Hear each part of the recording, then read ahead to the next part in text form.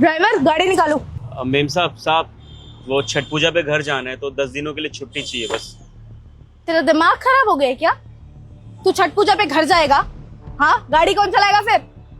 Ma'am साहब बस 10 दिनों की बात है, आप साहब चला लेंगे ना। और वो क्या है कि पूरे साल दादी वेट कर रही होती है कि कब मैं आऊंगा गांव में और छठ पूजा में मनाऊंगा, तो वो पूरे साल की एक प्रतिज्ञा है उनकी। अब मैं जाऊंगा, उन्होंने बहुत अच्छा लगेगा।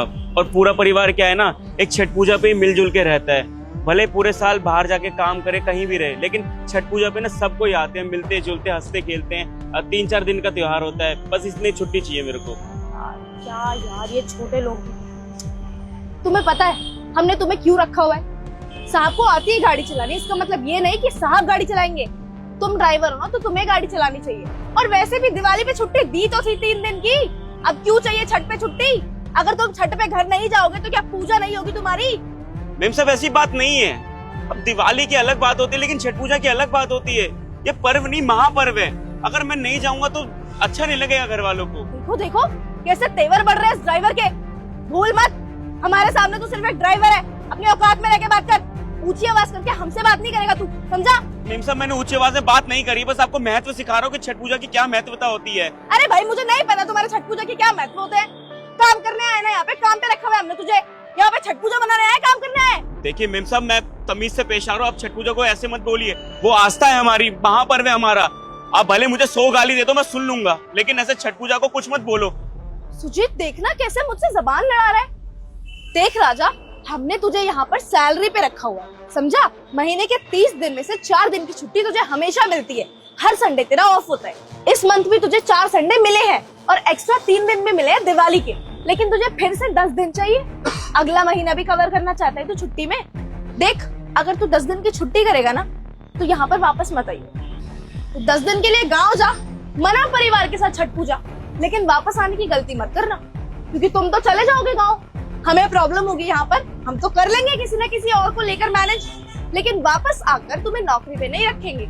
और सिर्फ मैं नहीं, अपनी सोसाइटी में सब लोगों को बोल दूंगी कि तुझे काम पे ना रखे, क्योंकि तुझे आए दिन किसी न किसी काम पे, किसी न किसी त्योहार पे वापस अपने गाँव जाना होता है। काम करने तो नाम के लिए आते हो तुम, सैलरी तो फ्री की देते हो तुम। पेड़ उग रहे हैं हमारे पास तो पैसों के। बेवकूफ ड्राइवर, मेरी बात सुनो राजा, या तो तुम गाँव जाके अपनी छठ पूजा मना लो, या फिर यहाँ पर नौकरी छोड़ दो।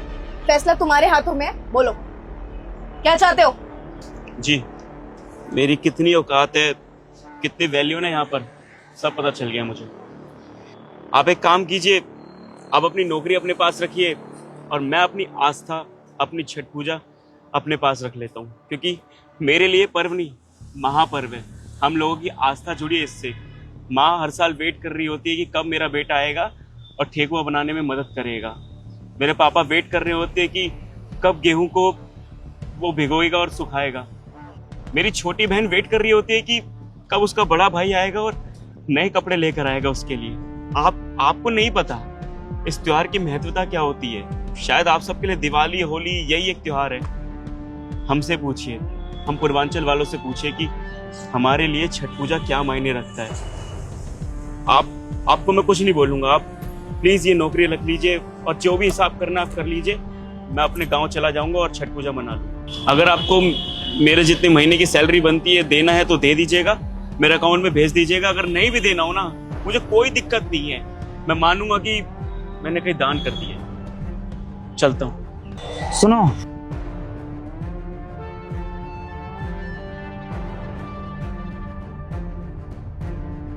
सुजीत, क्या कर रहे हो? इतने पैसे क्यों दे रहे हो? 1 मिनट रुक जाओ। ये लो तुम अपना सैलरी। अब जा रहे हो तो सैलरी तो ले लो अपना, और एक काम करना, 10 दिन नहीं 15 दिन रुक के आना, ठीक है?